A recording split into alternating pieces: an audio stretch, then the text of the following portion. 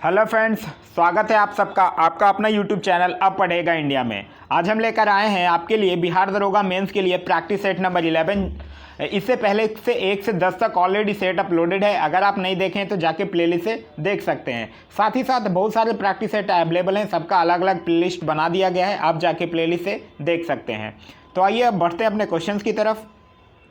आज का जो हमारा पहला क्वेश्चन है वो ये कह रहा है कि भारतीय संविधान में न्यायिक पुनरावलोकन का सिद्धांत निम्नलिखित में से किस देश के संविधान से लिया गया है। तो ये लिया गया है संयुक्त राज्य अमेरिका के संविधान से। तो इस क्वेश्चन का सही आंसर होगा ऑप्शन नंबर ए, संयुक्त राज्य अमेरिका। संयुक्त राज्य अमेरिका से और भी चीज़ें जो ली गई हैं वो याद रखिएगा, जैसे कि मौलिक अधिकार है, संविधान की सर्वोच्चता है, निर्वाचित राष्ट्रपति एवं उस पर महाभियोग है, उपराष्ट्रपति है, वित्तीय आपातकाल है। अगर हम बात यहीं पे कनाडा की करते हैं तो कनाडा से याद रखिएगा संघात्मक विशेषताएं, संघ एवं राज्य के बीच शक्ति विभाजन, अवशेष शक्तियां केंद्र के पास। अगर हम बात करते हैं ऑस्ट्रेलिया की तो ऑस्ट्रेलिया से याद रखिएगा समवर्ती सूची का प्रावधान, प्रस्तावना की भाषा, संयुक्त अधिवेशन, ये सारी चीज़ें ऑस्ट्रेलिया के संविधान से लिया गया। अगर हम बात यहीं पे ब्रिटेन की करते हैं तो ब्रिटेन से याद रखिएगा संसदीय शासन व्यवस्था, संसदीय विशेषाधिकार, विधि का निर्माण, एकल नागरिकता, मंत्रिमंडल व्यवस्था, ये सब कुछ ब्रिटेन के संविधान से लिया गया है। नेक्स्ट क्वेश्चन है question number second. Question number second कह रहा है संघ संविधान समिति के अध्यक्ष कौन थे। तो संघ संविधान समिति और संघ शक्ति समिति ये दोनों के अध्यक्ष थे पंडित जवाहरलाल नेहरू। तो इस क्वेश्चन का सही आंसर होगा option number B, Jawaharlal Nehru. अगर हम बात करते हैं सरदार वल्लभ भाई पटेल की तो सरदार वल्लभ भाई पटेल से याद रखिएगा प्रांतीय संविधान समिति, मौलिक अधिकारों एवं अल्पसंख्यक समिति संबंधी परामर्श समिति जो थी वो दोनों के अध्यक्ष थे वल्लभ भाई पटेल। अगर हम बात करते हैं डॉक्टर राजेंद्र प्रसाद की तो डॉक्टर राजेंद्र प्रसाद से याद रखिएगा संचालन समिति और राष्ट्र ध्वज संबंधी तदर्थ समिति के अध्यक्ष थे। अगर हम बात करते हैं एच.सी. मुखर्जी की तो एच.सी. मुखर्जी एक अल्पसंख्यक उप समिति थी जिसके अध्यक्ष थे। नेक्स्ट क्वेश्चन है question number third. Question number third कह रहा है मूल कर्तव्य संबंधित सरदार सोन सिंह समिति का गठन कब किया गया था। तो देखिए सरदार सोन सिंह की समिति की अनुशंसा पे संविधान के 42वें संविधान संशोधन 1976 के द्वारा मौलिक कर्तव्य को संविधान में जोड़ा गया था। यह रसिया से लिया गया है और भाग 4 के क के अनुच्छेद 51 क के तहत इसको रखा गया है। तो इस क्वेश्चन का सही आंसर होगा ऑप्शन नंबर बी, 1976 में। नेक्स्ट क्वेश्चन है क्वेश्चन नंबर 4। क्वेश्चन नंबर 4 कह रहा है निम्नलिखित में से किस अनुच्छेद के तहत राष्ट्रपति साहित्य, विज्ञान, कला और समाज सेवा से संबंधित व्यक्तियों को राज्यसभा में मनोनीत करता है। तो ये राज्यसभा में मनोनीत की बात कर रहा है। राज्यसभा में वो 12 व्यक्तियों को मनोनीत करता है और अनुच्छेद 80(3) के तहत। तो इस क्वेश्चन का सही आंसर होगा ऑप्शन नंबर बी, अनुच्छेद 80(3) के तहत। अगर यहीं पर आपसे पूछ ले लोकसभा तो लोकसभा में आंग्ल भारतीय समुदाय के 2 व्यक्तियों का करता है और वो है अनुच्छेद 331 के तहत। नेक्स्ट क्वेश्चन है क्वेश्चन नंबर 5। क्वेश्चन नंबर 5 कह रहा है राष्ट्रपति किस वीटो के तहत किसी विधेयक को संसद के पास पूर्ण विचार हेतु भेज सकता है। तो ये निलंबनकारी वीटो के तहत। तो इस क्वेश्चन का सही आंसर होगा option number B. Question number 6 कह रहा है निम्नलिखित में से किस संविधान संशोधन के तहत मौलिक अधिकारों की संख्या 7 से 6 कर दी गई। तो मूल जब मौलिक अधिकार जोड़ा गया था तो उस समय मौलिक अधिकार की ये बात कर रहा है। मौलिक अधिकार मूल संविधान में 7 थे और फिर बाद में इसको 44वां संविधान संशोधन 1978 के द्वारा जो संपत्ति का अधिकार था उसको मौलिक अधिकार से हटाकर अनुच्छेद 300 क के तहत कानूनी अधिकार बना दिया गया था। तो इस क्वेश्चन का सही आंसर होगा ऑप्शन नंबर डी, 44वां संविधान संशोधन। अगर हम बात और ऑप्शंस की करते हैं तो प्रथम संविधान संशोधन से याद रखिएगा ये 1951 में हुआ था और इसके तहत 9वीं अनुसूची को जोड़ा गया था। अगर हम बात 24वां संविधान संशोधन की करते हैं तो ये 1971 में और इस संशोधन के अंतर्गत संसद की शक्ति को स्पष्ट किया गया था कि वह संविधान के किसी भी भाग को संशोधित कर सकती है। अगर हम बात करते हैं 42वां संविधान संशोधन की तो ये 1976 में हुआ था जिसको कि हम लोग मिनी कॉन्स्टिट्यूशन के भी नाम से जानते हैं और इसके तहत 10 मौलिक कर्तव्यों को जोड़ा गया। प्रस्तावना में 3 शब्द समाजवादी, धर्मनिरपेक्ष और एकता और अखंडता शब्द जोड़ा गया और लोकसभा एवं विधानसभा की अवधि जो थी वो 5 वर्ष से बढ़ाकर 6 वर्ष कर दिया गया था। फिर उसको 44वां संविधान संशोधन में वापस ले लिया गया था और 42वां संविधान संशोधन के एक तहत और चीज़ किया गया था कि संसद विधानमंडल कोरम को समाप्त कर दिया गया था। नेक्स्ट क्वेश्चन है क्वेश्चन नंबर 7। क्वेश्चन नंबर 7 कह रहा है राष्ट्रपति के पद हेतु निम्नलिखित में से कौन अहर्तियाँ शामिल हैं। तो देखिए राष्ट्रपति पद की योग्यता है अनुच्छेद 58 में और अनुच्छेद 58 के तहत ये कहता है कि राष्ट्रपति पद के लिए वह भारत का नागरिक होना चाहिए, वह 35 वर्ष की आयु पूर्ण कर चुका हो, वह लोकसभा का सदस्य निर्वाचित होने के लिए अर्हत हो और इसके अतिरिक्त राष्ट्रपति के चुनाव के लिए नामांकन के लिए उम्मीदवार कम से कम 50 प्रस्तावक और 50 अनुमोदक होने चाहिए। तो यहाँ इस क्वेश्चन का जो सही आंसर होगा वो हो जाएगा ऑप्शन नंबर डी, कम से कम 100 अनुमोदक नहीं होना चाहिए, कम से कम 50 अनुमोदक होना चाहिए। तो इस क्वेश्चन का सही आंसर होगा ऑप्शन नंबर डी। राष्ट्रपति के निर्वाचन से एक चीज़ और याद रखिएगा कि राष्ट्रपति का जो निर्वाचन होता है वो समानुपातिक प्रतिनिधित्व प्रणाली और एकल संक्रमणीय मत पद्धति के द्वारा होता है। क्वेश्चन नंबर 8 कह रहा है लोकसभा में अविश्वास प्रस्ताव लाने के लिए कितने सदस्यों की सहमति अनिवार्य है। तो लोकसभा में अविश्वास प्रस्ताव लाने के लिए 50 सदस्यों की सहमति की अनिवार्य है। तो इस क्वेश्चन का सही आंसर है ऑप्शन नंबर ए, 50 सदस्यों का। अगर हम बात करते हैं अविश्वास प्रस्ताव को, तो अविश्वास प्रस्ताव जो है वो सदन में विपक्षी दल के किसी सदस्य द्वारा रखा जा सकता है। प्रस्ताव के पक्ष में कम से कम 50 सदस्यों का होना आवश्यक है और प्रस्ताव पारित हो जाने पर 10 दिनों के अंदर इस पर चर्चा होना अनिवार्य है। नेक्स्ट क्वेश्चन है हमारा क्वेश्चन नंबर 9। क्वेश्चन नंबर 9 कह रहा है लोक निम्नलिखित में से किस प्रधानमंत्री के नेतृत्व में पहली बार लोकपाल विधेयक संसद में लाया गया था। तो ये लाया गया है इंदिरा गांधी के नेतृत्व में। तो इस क्वेश्चन का सही आंसर होगा option number A, Indira Gandhi. Indira Gandhi का जो as a prime minister tenure था वो पहला टेन्योर था 1966 से लेकर 1977 तक, और दूसरा टेन्योर था उनका 1980 से लेकर 1984 तक।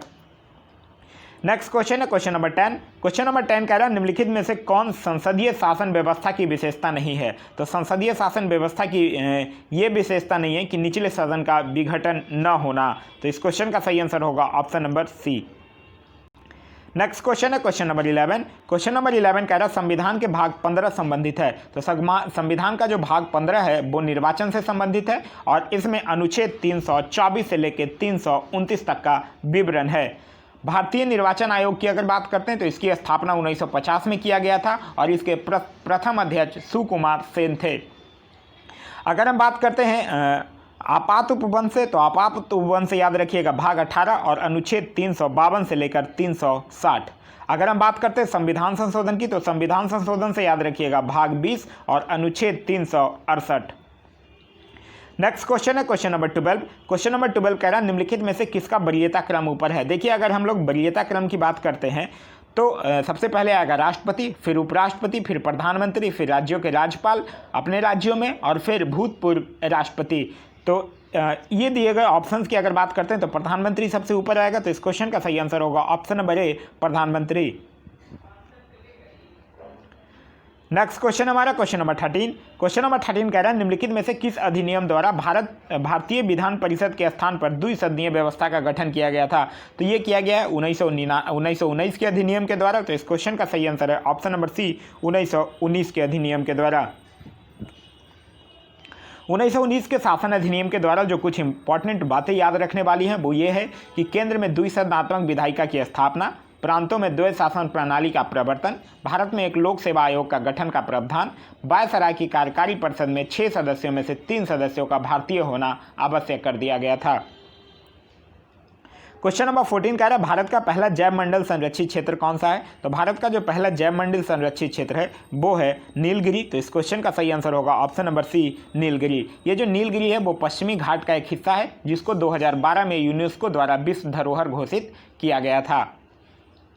क्वेश्चन नंबर 15 कह रहा है विधान परिषद के कुल सदस्यों में से कितने सदस्यों का अप्रत्यक्ष रूप से चुनाव होता है। तो विधान परिषद के कुल सदस्यों का 5/6 सदस्यों का अप्रत्यक्ष रूप से चुनाव होता है। तो इस क्वेश्चन का सही आंसर होगा ऑप्शन नंबर ए, 5/6 सदस्यों का। यहाँ से एक चीज और याद रखिएगा कि विधान परिषद के 1/6 सदस्यों को राज्यपाल नामित करता है।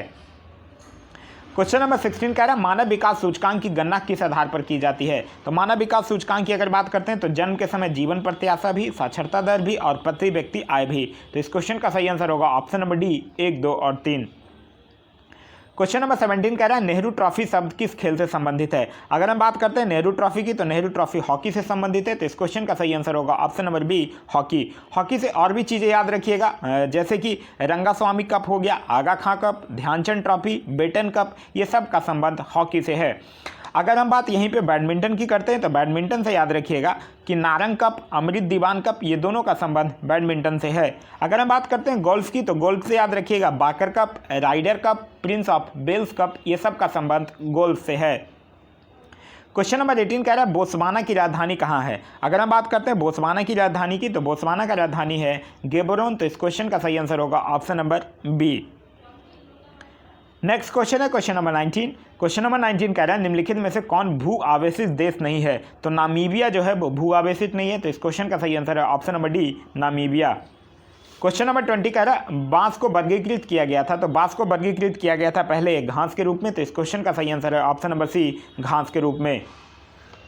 क्वेश्चन नंबर 21 कह रहा है भारत का पहला हॉस्पिटल जहां रोबोटिक सर्जरी सेवा शुरू की गई है, तो ये दिल्ली का सफदरगंज हॉस्पिटल है, तो इस क्वेश्चन का सही आंसर होगा option number B, Safdarjung hospital, Delhi. अगर हम बात करते हैं सफदरगंज हॉस्पिटल की, तो यहीं सबसे पहले नवंबर 2019 में रोबोटिक सर्जरी सुविधा शुरू की गई थी। अगर हम बात करते हैं दिल्ली की, तो दिल्ली के मुख्यमंत्री का नाम है अरविंद केजरीवाल और दिल्ली के उपराज्यपाल का नाम है अनिल बैजल। क्वेश्चन नंबर 22 कह रहा है भारत का पहला गिद्ध संरक्षण प्रजनन केंद्र कहाँ खोला गया है। तो भारत का पहला गिद्ध संरक्षण प्रजनन केंद्र की अगर बात करते हैं तो ये खोला गया है पिंजौर, हरियाणा में, तो इस क्वेश्चन का सही आंसर होगा option number D, Pinjore, Haryana में। ये महाराजगंज यूपी में भी खोला गया है, लेकिन ये यूपी का पहला है और यहाँ भारत का पहला पूछ रहा है, तो पिंजौर, हरियाणा होगा। हरियाणा की अगर बात करते हैं तो हरियाणा के मुख्यमंत्री का नाम है मनोहर लाल खट्टर और यहाँ के गवर्नर का नाम है सत्यदेव नारायण। नेक्स्ट क्वेश्चन है क्वेश्चन नंबर 23। क्वेश्चन नंबर 23 कह रहा है गिर निम्न में से किसका प्रमुख नस्ल है। तो गिर जो है वो गाय की नस्ल है, तो इस क्वेश्चन का सही आंसर है ऑप्शन नंबर सी, गाय। नेक्स्ट क्वेश्चन है क्वेश्चन नंबर 24। क्वेश्चन नंबर 24 कह रहा है नाटो। नाटो का मतलब है नॉर्थ अटलांटिक ट्रीटी ऑर्गेनाइजेशन। इसका मुख्यालय कहाँ है। तो इसके मुख्यालय की अगर बात करते हैं तो इसका मुख्यालय है जो ब्रुसेल्स, बेल्जियम में स्थित है, तो इस क्वेश्चन का सही आंसर होगा ऑप्शन नंबर डी। इसका जो स्थापना हुआ था वो 1949 में हुआ था। क्वेश्चन नंबर 25 कह रहा है निम्न प्रमुख द्वीपों में से उनके क्षेत्रफल के आधार पर घटते क्रम में दिया गया है, निम्न में से कौन सा क्रम सही है। अगर हम बात करते हैं तो ऑप्शन नंबर बी जो होगा वो हमारा सही आंसर होगा। न्यू गिनी, बोर्नियो, मेडागास्कर और सुमित्रा। न्यू गिनी का है जो सबसे ज़्यादा है, उसके बाद फिर बोर्नियो, फिर मेडागास्कर और फिर सुमात्रा। नेक्स्ट क्वेश्चन है क्वेश्चन नंबर 26। क्वेश्चन नंबर 26 कह रहा है निम्न में से कौन सी शहर कैरिबियन सागर और प्रशांत महासागर को जोड़ती है। तो ये जोड़ती है पनामा शहर नहर, तो इस क्वेश्चन का सही आंसर होगा ऑप्शन नंबर डी, पनामा नहर। नेक्स्ट क्वेश्चन है क्वेश्चन नंबर 27। क्वेश्चन नंबर 27 कह रहा है निम्नलिखित में से कौन सा राष्ट्रीय उद्यान एवं राज्य सही सुमेलित नहीं है। अगर हम बात करते हैं कूनो मध्य प्रदेश की, तो ये सुमेलित है। नोरकेक मेघालय, ये भी सुमेलित है। हेमिस जम्मू कश्मीर अब सुमेलित नहीं रहा, क्यों, हेमिस को अब लद्दाख लिखना होगा। मरीन गुजरात, ये भी सुमेलित है। नेक्स्ट क्वेश्चन है हमारा क्वेश्चन नंबर 28। क्वेश्चन नंबर 28 कह रहा है तुमालापले खदान पूरे विश्व में प्रसिद्ध है। तो ये जो है वो आंध्र प्रदेश में स्थित है और ये दुनिया का सबसे बड़ा यूरेनियम का भंडार माना जा रहा है, तो इस क्वेश्चन का सही आंसर होगा ऑप्शन नंबर डी, यूरेनियम। देखिए अगर हम बात यूरेनियम की करते हैं तो यूरेनियम का सबसे बड़ा उत्पादक देश भी आंध्र प्रदेश है, और अगर हम बात करते हैं पूरे वर्ल्ड में आंध्र प्रदेश सबसे बड़ा उत्पादक राज्य है भारत में, और पूरे विश्व की अगर बात करते हैं तो कजाकिस्तान है, और अगर हम भंडारण में बात करते हैं तो भंडारण में हो जाएगा ऑस्ट्रेलिया। नेक्स्ट क्वेश्चन है क्वेश्चन नंबर 29। क्वेश्चन नंबर 29 कह रहा है सेबड़ाओ की पहाड़ियां भारत के किस राज्य में स्थित हैं। तो सेबड़ाओ की जो पहाड़ियां हैं वो तमिलनाडु में स्थित है, तो इस क्वेश्चन का सही आंसर होगा option number B, Tamil Nadu. Next question है क्वेश्चन नंबर 30।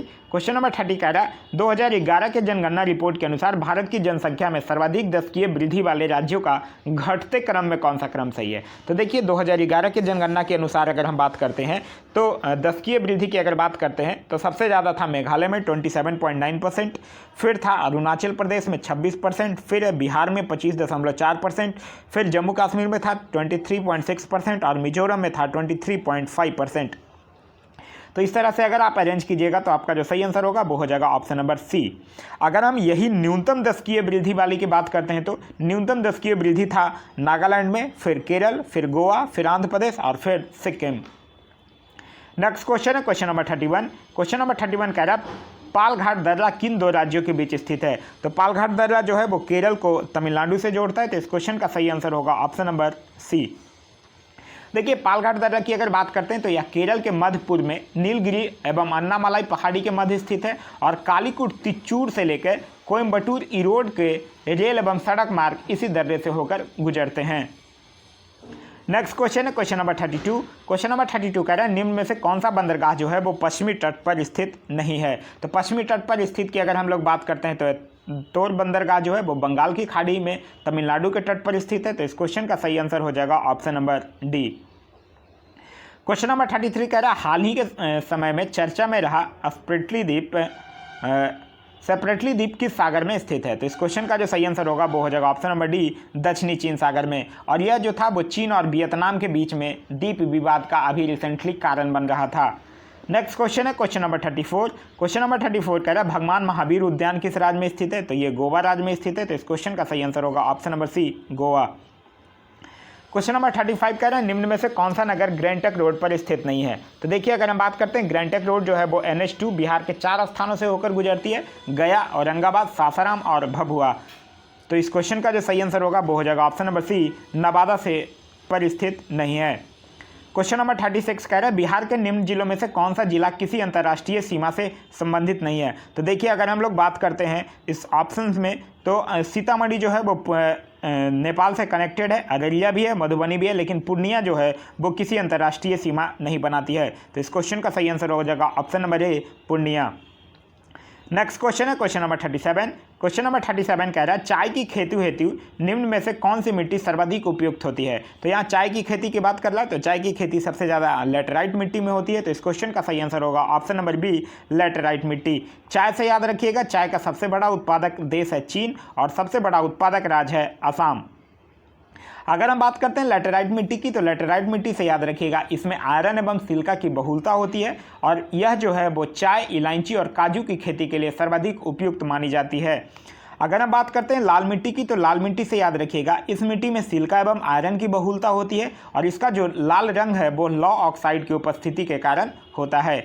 अगर हम बात करते हैं काली मिट्टी की तो काली मिट्टी से याद रखिएगा इसमें आयरन, चूना, एल्युमिनियम एवं मैग्नीशियम की बहुलता होती है और इस मिट्टी का जो काला रंग है वो टिटेनिस फेरस मैग्नेटाइट एवं जीवाश्म की उपस्थिति के कारण होता है और इस मिट्टी को रेगुर मिट्टी के नाम से भी जाना जाता है।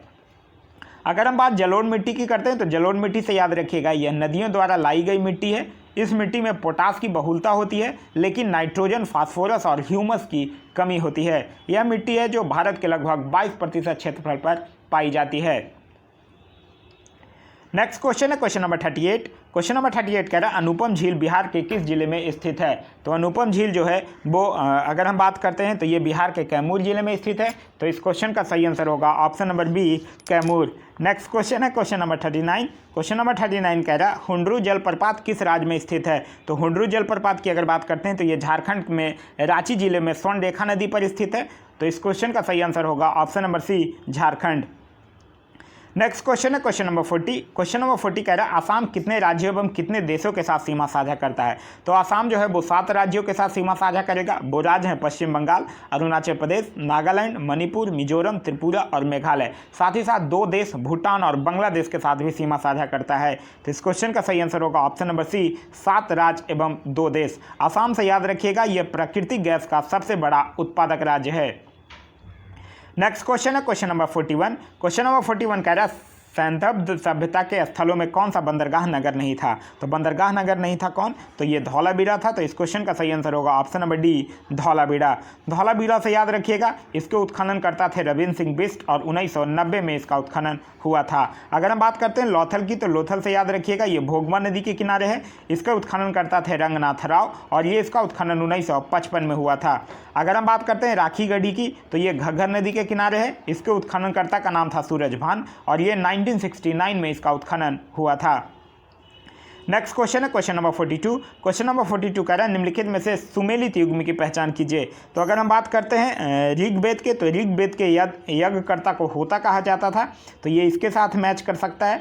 यजुर्वेद की अगर बात करते हैं तो उसके यज्ञकर्ता को अध्वर्यु कहा जाता था। सामवेद की अगर बात करते हैं तो सामवेद के यज्ञकर्ता को उगदाता कहा जाता था और अथर्ववेद के यज्ञदाता को ब्रह्मा कहा जाता था। तो इस क्वेश्चन का सही आंसर हो जाएगा ऑप्शन नंबर डी, जो कि सही सुमेलित है।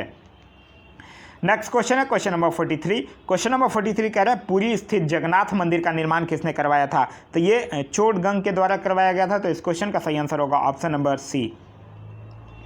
नेक्स्ट क्वेश्चन है क्वेश्चन नंबर 44। बिहार में हुए व्यक्तिगत सत्याग्रह के पहले सत्याग्रही कौन थे। तो बिहार में जो हुआ था पहला सत्याग्रह उसके प्रथम सत्याग्रही थे श्री कृष्ण सिंह और दूसरे अगर पूछ लेगा तब हो जाएगा अनुग्रह नारायण सिंह।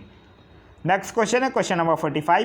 क्वेश्चन नंबर 45 कह रहा है बौद्ध संघ में द्वितीय विभाजन किस बौद्ध संगति में हुआ था। तो देखिए द्वितीय विभाजन पूछ रहा है। द्वितीय विभाजन जो हुआ था वो हुआ था चतुर्थ बौद्ध संगति के कार्यकाल में, और चतुर्थ बौद्ध संगति के बाद ही हीनयान और महायान में जो विभाजन था इसी को ही हम लोग द्वितीय विभाजन के नाम से जानते हैं। तो इस क्वेश्चन का सही आंसर हो जाएगा ऑप्शन नंबर डी, चतुर्थ बौद्ध संगति। चतुर्थ बौद्ध संगति से याद रखिएगा ये कुंडलवन में हुआ था कनिष्क के शासनकाल में। प्रथम बौद्ध संगति राजगिरी में हुआ था अजातशत्रु के शासनकाल में।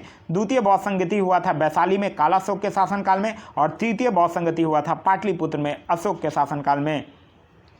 नेक्स्ट क्वेश्चन है हमारा क्वेश्चन नंबर 46। क्वेश्चन नंबर 46 कह रहा है निम्नलिखित घटनाओं पर विचार कीजिए। तो देखिए इसको आपको घटनाओं का सही कालानुक्रम बताना है। तो अगर हम बात करते हैं विजयनगर के कृष्णदेव राय का शासनकाल, तो ये था 1509 से लेकर 1529 तक। कुतुब मीनार के अगर निर्माण की बात करते हैं तो ये था 1210। अगर हम बात करते हैं पुर्तगालियों का भारत आक्रमण तो ये 1498 वास्को डी गामा, और फिरोज तुगलक की मृत्यु जो थी वो 1388 में। तो इसको आप अब आराम से सही से अरेंज कर सकते हैं। नेक्स्ट क्वेश्चन हमारा क्वेश्चन नंबर 47। क्वेश्चन नंबर 47 कह रहा है दक्षिण के प्रदेशों पर विजय प्राप्त करने वाला प्रथम सल्तनत कालीन शासक कौन था। तो वो था अलाउद्दीन खिलजी। तो इस क्वेश्चन का सही आंसर होगा option number B, Alauddin Khilji. Alauddin Khilji से बहुत बार एग्जाम में क्वेश्चंस पूछे जा चुके हैं, जैसे कि मैं इसके बारे में कुछ चीज़ें बताता हूँ। अलाउद्दीन खिलजी जो था वो 1296 में दिल्ली का सुल्तान बना था। इसने सेना को नगद वेतन देने और अस्थायी सेना की नींव रखी थी। घोड़ा दागने एवं सैनिकों का हुलिया लिखने का प्रथा चलवाया था। भू राजस्व की जो दर थी उसको बढ़ाकर उपज का 1/2 भाग कर दिया था। और इसके शासनकाल में अगर देखें तो मंगोलों ने 6 बार आक्रमण किया था। नेक्स्ट क्वेश्चन हमारा क्वेश्चन नंबर 48। क्वेश्चन नंबर 48 कह रहा है अखिल भारतीय किसान सभा का पहला सम्मेलन कहाँ आयोजित किया गया था। तो अखिल भारतीय किसान सभा की जो स्थापना थी और प्रथम जो सम्मेलन था वो 1936 में लखनऊ में हुआ था। तो इस क्वेश्चन का सही आंसर होगा ऑप्शन नंबर बी, लखनऊ। और इसके अध्यक्ष थे स्वामी सहजानंद सरस्वती, और इसके महासचिव का नाम था NG रंगा। नेक्स्ट क्वेश्चन है क्वेश्चन नंबर 49। क्वेश्चन नंबर 49 कह रहा है मौर्य प्रशासन में राजस्व संग्रह करने वाले क्या कहलाते थे। तो राजस्व संग्रह करने वाले समाहर्ता कहलाते थे। तो इस क्वेश्चन का सही आंसर होगा ऑप्शन नंबर ए। मौर्य प्रशासन से कुछ और याद रखिएगा, जैसे धर्म एवं दान विभाग का जो प्रधान होता था उसको पुरोहित कहते थे। प्रमुख न्यायाधीश को व्यवहारिक कहते थे। नगर रक्षा का जो अध्यक्ष होता था उसको नायक कहते थे। सेना का सामान एकत्र करने वाले को दंडपाल कहा जाता था। नेक्स्ट क्वेश्चन है क्वेश्चन नंबर 50। क्वेश्चन नंबर 50 कह रहा है निम्नलिखित में से किस समाचार पत्र पर बर्नाकुलस प्रेस एक्ट लागू हुआ था। तो देखिए बर्नाकुलस प्रेस एक्ट जो था वो सोम प्रकाश और भारत मिहिर पर लागू हुआ था। तो इस क्वेश्चन का जो सही आंसर होगा वो हो जाएगा ऑप्शन नंबर ए। सॉरी, देखिए बर्नाकुलस प्रेस एक्ट से एक और पत्रिका का नाम याद रखिएगा, अमृत बाजार पत्रिका। अमृत बाजार पत्रिका जो था वो बर्नाकुलस प्रेस एक्ट के कारण बंगला से अंग्रेजी में प्रकाशित होने लगा था। एक और पत्रिका अखबार का नाम याद रखिएगा, पायनियर अखबार। पायनियर अखबार जो था वो बर्नाकुलस प्रेस एक्ट का समर्थन किया था। बर्नाकुलस प्रेस एक्ट की अगर बात करते हैं तो ये मार्च 1878 में लॉर्ड लिट्टन के द्वारा लगाया गया था, और फिर 1882 में लॉर्ड रिपन के द्वारा समाप्त कर दिया गया था। क्वेश्चन नंबर 51 कह रहा है बी राघवाचारी द्वारा निम्न में से कौन सा संगठन स्थापित किया गया था। तो बी राघवाचारी के द्वारा किया गया था मद्रास महाजन सभा। तो इस क्वेश्चन का सही आंसर होगा ऑप्शन नंबर सी। अगर हम बात इंडियन लीग की करते हैं तो इंडियन लीग से याद रखिएगा 1875 में शिशिर कुमार घोष के द्वारा। बम्बे प्रेसिडेंसी एसोसिएशन से याद रखिएगा 1885 में फिरोज शाह मेहता, तैलंग और तैयब जी के द्वारा। और पूना सार्वजनिक सभा से याद रखिएगा 1867 में, मतलब 1867 में MG रनाडे के द्वारा।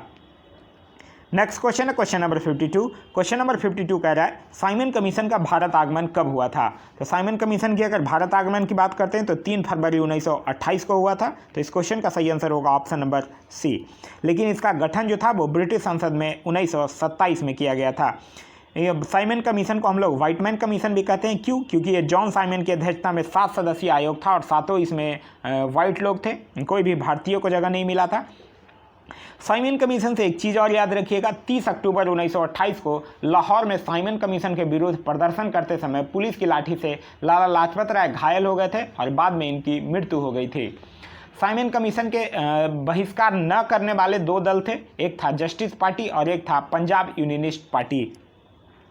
नेक्स्ट क्वेश्चन है क्वेश्चन नंबर 53। क्वेश्चन नंबर 53 कह रहा है कि महात्मा गांधी द्वारा प्रथम बार मजदूर आंदोलन को समर्थन कब दिया गया था? तो ये दिया गया था अहमदाबाद मिल मजदूर आंदोलन 1918 में। तो इस क्वेश्चन का सही आंसर होगा option number B.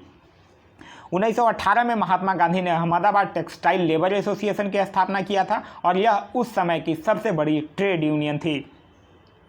Next question है क्वेश्चन नंबर 54। क्वेश्चन नंबर 54 कह रहा है द ग्रीन पैम्पलेट किसके द्वारा प्रकाशित किया गया? तो the green pamphlet Mahatma Gandhi के द्वारा ही किया गया था। तो इस क्वेश्चन का सही आंसर होगा ऑप्शन नंबर सी। महात्मा गांधी से और भी कुछ पत्र पत्रिकाएं याद रखिएगा, जैसे यंग इंडिया, हरिजन, नवजीवन, हिंद स्वराज, ये सब महात्मा गांधी के द्वारा लिखा गया था। नेक्स्ट क्वेश्चन है हमारा क्वेश्चन नंबर 55। क्वेश्चन नंबर 55 कह रहा है शारदा अधिनियम में लड़कियों की विवाह की उम्र सीमा रखी गई थी। तो देखिए शारदा अधिनियम की अगर बात करते हैं तो ये 1929 में, और इसके तहत अगर हम बात करते हैं लड़कियों की विवाह सीमा 14 वर्ष और लड़कों का 18 वर्ष रखा गया था। तो इस क्वेश्चन का जो सही आंसर होगा शारदा अधिनियम वाले क्वेश्चन का, तो लड़कों का इसमें 18 वर्ष और लड़कियों का 14 वर्ष। क्वेश्चन आपसे यहाँ लड़कियों का पूछ रहा है, तो आपका सही आंसर हो जाएगा ऑप्शन नंबर सी 14 वर्ष। नेक्स्ट क्वेश्चन है क्वेश्चन नंबर 56। क्वेश्चन नंबर 56 कह रहा है निम्न में से कौन सा कथन धमनी के बारे में सत्य है? शुद्ध रक्त हृदय से शरीर के विभिन्न भागों तक ले जाती है, बिल्कुल सही है।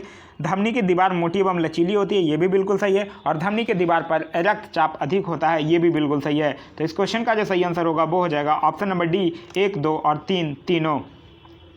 नेक्स्ट क्वेश्चन है क्वेश्चन नंबर 57। क्वेश्चन नंबर 57 कह रहा है डर्मेटाइटिस नामक रोग किस विटामिन के कमी के कारण होता है? तो ये जो होता है वो विटामिन B3 के कमी के कारण होता है। देखिए विटामिन B3 के कमी के कारण क्या होता है कि हमारे जो पाचन व्यवस्था है हमारे शरीर का, उसमें गड़बड़ी हो जाती है और डर्मेटाइटिस नामक रोग हो जाता है। तो इस क्वेश्चन का सही आंसर होगा option number C vitamin B3। Vitamin B3 के अगर केमिकल नाम की बात करते हैं तो है नियासिन, और इसके कारण डर्मेटाइटिस और दस्त रोग होता है। अगर हम बात करते हैं विटामिन B1 का, तो विटामिन B1 का केमिकल नेम है थाइमीन और इसके कारण बेरी होता है। विटामिन B2 की अगर बात करते हैं तो इसका केमिकल नेम है राइबोफ्लोबिन और इसके कारण मंद विकास और खराब त्वचा जो है वो B2 के कारण होता है।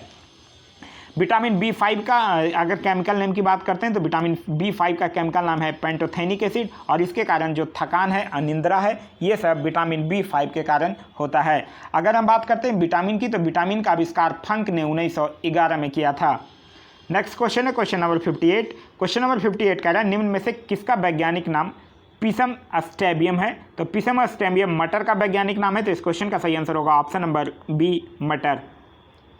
नेक्स्ट क्वेश्चन है क्वेश्चन नंबर 59। क्वेश्चन नंबर 59 कह रहा है चुंबकीय क्षेत्र में धारावाही चालक पर लगने वाले बल की दिशा किस नियम से जानी जाती है?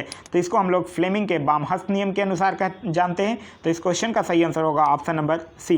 देखिए फ्लेमिंग का जो बामहस्त नियम है वो ये कहता है कि जब हमारे बाएं हाथ के अंगूठे मध्यिका एवं तर्जनी को एक दूसरे के लंबवत व्यवस्थित करते हैं तो तर्जनी जो है वो चुंबकीय क्षेत्र की दिशा और माध्यिका जो है वो चालक में प्रवाहित होने वाले विद्युत धारा की दिशा दर्शाता है और जो अंगूठा है वो चालक तार पर लगने वाले बल की दिशा को व्यक्त करता है।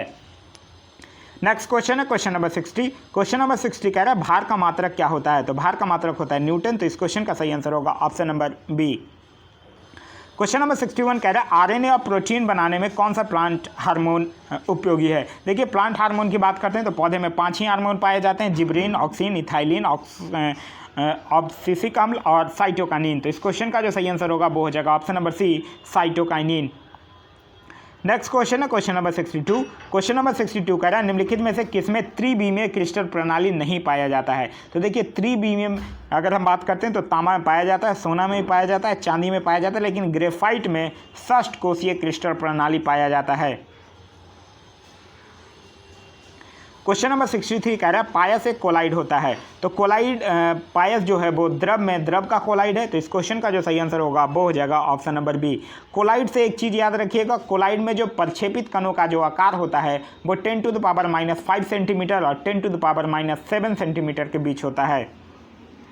नेक्स्ट क्वेश्चन है निम्न में से कौन सा कथन असत्य है? तो देखिए अगर कौन सा कथन असत्य की अगर बात हम लोग करते हैं तो I1 बराबर R स्थिरांक यही असत्य है। क्यों? क्योंकि अगर हम लोग बात करते हैं तो आप लोग पढ़े होंगे V is directly proportional to I, यानी V इक्वल टू हम लोग IR, तो I अपॉन में R जो है यहाँ पे स्थिरांक होना ये संभव नहीं है।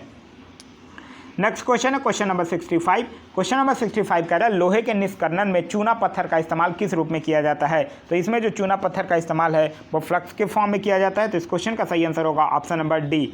नेक्स्ट क्वेश्चन है क्वेश्चन नंबर 66। क्वेश्चन नंबर 66 कह रहा है रेडियो सक्रिय तत्व बीटा किरणें का उत्सर्जन करता है। तो बीटा किरणें का उत्सर्जन की अगर हम लोग बात करते हैं तो जो रेडियो सक्रिय तत्व है वो अल्फा कण और बीटा कण ये परमाणु के नाभिक से उत्सर्जन करता है। तो इस क्वेश्चन का सही आंसर होगा ऑप्शन नंबर बी, नाभिक। नेक्स्ट क्वेश्चन हमारा क्वेश्चन नंबर 67। क्वेश्चन नंबर 67 कह रहा है आवर्त सारणी में बाएं से दाएं जाने पर धात्विक गुण। देखिए आवर्त सारणी में जब आप बाएं से दाएं जाइएगा तो जो आयनन ऊर्जा है उसमें वृद्धि होती है और इसके कारण क्या है कि धात्विक गुण जो है वो घटता है। तो इस क्वेश्चन का जो सही आंसर होगा वो हो जाएगा ऑप्शन नंबर ए, घटता है। नेक्स्ट क्वेश्चन हमारा क्वेश्चन नंबर 68। क्वेश्चन नंबर 68 कह रहा है वैद्युत संयोजक बंधक बनता है। तो इस क्वेश्चन का जो सही आंसर होगा वो हो जाएगा ऑप्शन नंबर डी, विपरीत अवशिष्ट आयनों के बीच से। ठीक है। नेक्स्ट क्वेश्चन है हमारा क्वेश्चन नंबर 69। क्वेश्चन नंबर 69 कह रहा है प्रयोगशाला में गैस जीवित संसाधनों से निर्मित पहला कार्बनिक यौगिक कौन है। तो देखिए प्रयोगशाला में पहली बार यूरिया का निर्माण किया गया था और कब 1928 में किया गया था। एक जर्मन के रसायनवाद थे जिनका नाम था बोलहर, उन्हीं ने एक अकार्बनिक यौगिक अमोनियम साइनाइड को गर्म करके इसका खोज किया था। तो इस क्वेश्चन का जो सही आंसर होगा वो हो जाएगा option number C, urea. Next question हमारा क्वेश्चन नंबर 70। क्वेश्चन नंबर 70 कह रहा है अम्ल वह पदार्थ है जो। तो अम्ल एक ऐसा पदार्थ है जो क्या करता है, जल में घुलकर हाइड्रोजन आयन मतलब H+ आयन देता है। तो इस क्वेश्चन का सही आंसर होगा option number C, H+ ion देता है। नेक्स्ट क्वेश्चन हमारा क्वेश्चन नंबर 71। क्वेश्चन नंबर 71 कह रहा है अभिक्रिया का वेग निम्नलिखित में से किस पर निर्भर नहीं करता है। तो अभिक्रिया की अगर वेग की बात हम लोग करते हैं तो ये अभिक्रिया के अनुक्ता पर नहीं करता है। तो इस क्वेश्चन का सही आंसर होगा option number D. Next question है क्वेश्चन नंबर 72। मनुष्य में बौनेपन किसके स्राव के कारण होता है। तो मनुष्य में जो बौनेपन होता है वो थायरॉक्सिन हार्मोन के स्राव के कारण होता है। तो इस क्वेश्चन का सही आंसर होगा option number D. Question number 73 कह रहा है, क्वेश्चन नंबर 73 कह रहा है पायरुवेटेट का पूर्ण ऑक्सीकरण कहाँ होता है। तो इसका जो पूर्ण ऑक्सीकरण है वो होता है माइटोकॉन्ड्रिया में। तो इस क्वेश्चन का सही आंसर होगा ऑप्शन नंबर सी, माइटोकॉन्ड्रिया में। माइटोकॉन्ड्रिया से याद रखिएगा इसकी खोज अल्टमैन ने 1866 में किया था और इसे कोशिका का शक्ति केंद्र यानी power house of the cell भी कहा जाता है। नेक्स्ट क्वेश्चन है हमारा क्वेश्चन नंबर 74। क्वेश्चन नंबर 74 कह रहा है वैसे अंग जो उद्भव के दृष्टिकोण से एक दूसरे से भिन्न होते हैं परंतु वो एक ही प्रकार का कार्य करते हैं, क्या कहलाते हैं। तो उनको हम लोग असमाजात अंग कहते हैं। तो इस क्वेश्चन का सही आंसर होगा ऑप्शन नंबर बी। ये जो होते हैं वो संरचना इनकी भिन्न भिन्न होती है लेकिन उनके कार्यों में समानता होती है। नेक्स्ट क्वेश्चन हमारा क्वेश्चन नंबर 75। क्वेश्चन नंबर 75 कह रहा है निम्न में से कौन लैंगिक जनक संरचित रोग है। तो देखिए लैंगिक संयोजन से जो होने वाले रोग होते हैं उन्हीं को हम लोग लैंगिक जनक संरचित रोग कहते हैं। और ये अगर हम बात करते हैं तो गोनोरिया भी है, सिफिलिस भी है और एड्स भी है। तो इस क्वेश्चन का सही आंसर हो जाएगा ऑप्शन नंबर डी, उपयुक्त सभी। नेक्स्ट क्वेश्चन है क्वेश्चन नंबर 76। क्वेश्चन नंबर 76 कह रहा है भीमा किसकी सहायक नदी है। तो भीमा कृष्णा नदी की सहायक नदी है। तो इस क्वेश्चन का सही आंसर हो जाएगा ऑप्शन नंबर सी, कृष्णा नदी। कृष्णा नदी की अगर बात करते हैं तो इसका उद्गम है महाबलेश्वर के पास पश्चिमी घाट से और इसकी जो कुछ अन्य सहायक नदियां हैं वो है तुंगभद्रा, भाटप्रभा, मालप्रभा, मूसी, कोयना। और ऑप्शंस की अगर बात करते हैं, अगर कावेरी की बात करते हैं तो कावेरी की सहायक नदियां याद रखिएगा हेमवती, स्वर्णवती, अमरावती, अकरावती, भवानी। गोदावरी की अगर बात करते हैं तो गोदावरी से याद रखिएगा पेनगंगा, बेनगंगा, प्राणहिता, इंद्रावती, मानेर, सबरी। नर्मदा की अगर बात करते हैं तो नर्मदा से याद रखिएगा तीनदेशी, नामोदास, सोमोदेवी, देव, बरना, ये सब नर्मदा की सहायक नदियां हैं।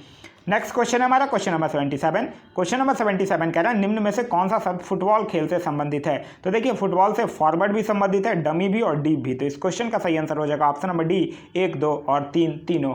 फुटबॉल से याद रखिएगा भारत का जो पहला फुटबॉल क्लब था वो डलहौजी क्लब था। फुटबॉल में खिलाड़ियों की संख्या होती है 11। फुटबॉल के खेल परिसर को कहा जाता है फील्ड। और फुटबॉल से कुछ इंपॉर्टेंट ट्रॉफियों के भी नाम याद रखिएगा जैसे Durand cup, Rovers cup, Santosh trophy, Subroto Mukherjee cup, DCM trophy, ये सब का संबंध फुटबॉल खेल से है।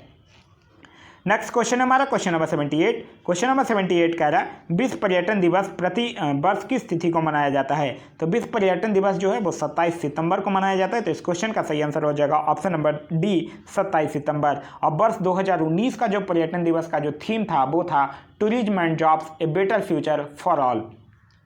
अगर हम बात सितंबर से कुछ अनइम्पॉर्टेंट डेज की बात करते हैं तो याद रखिएगा, शिक्षक दिवस 5 सितंबर, अंतर्राष्ट्रीय साक्षरता दिवस 8 सितंबर, हिंदी दिवस 14 सितंबर, अभियंता दिवस 15 सितंबर, ओजोन परत रक्षण दिवस 16 सितंबर और विश्व शांति दिवस 21 सितंबर। नेक्स्ट क्वेश्चन है हमारा क्वेश्चन नंबर 79।